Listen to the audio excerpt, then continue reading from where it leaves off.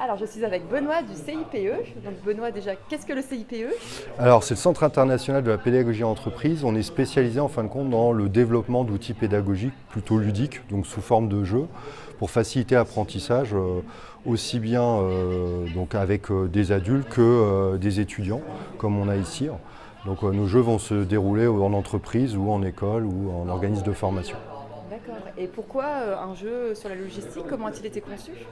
Alors déjà, pourquoi un jeu? Parce qu'en fin de compte, on le voit là, comme vous avez pu le voir en live, on a en fin de compte la possibilité de tester, le participant et acteur, il peut se tromper. En plus, on réutilise des ressorts, je dirais, ludiques, donc ça marque les gens, ils passent un bon moment, ils rigolent, il y a de la compétition.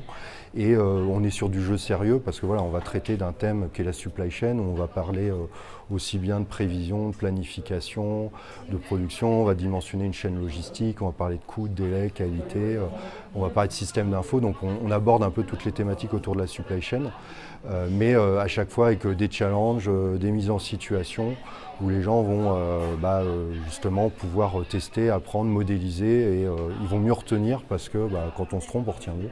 Et à travers le jeu, il n'y a pas de conséquences. Donc voilà. Et alors comment on a développé ce jeu-là? En fin de compte, nous dans nos développements, soit on développe des jeux en interne par rapport à nos compétences propres, soit on le fait avec des experts extérieurs. Et dans ce cas précis, c'est avec un consultant, Renaud Fontaine, qui avait déjà développé lui un outil pour ses propres formations et qui est venu nous voir. Et aujourd'hui, du coup, on a recustomisé le jeu pour qu'il puisse être utilisé par n'importe quel formateur.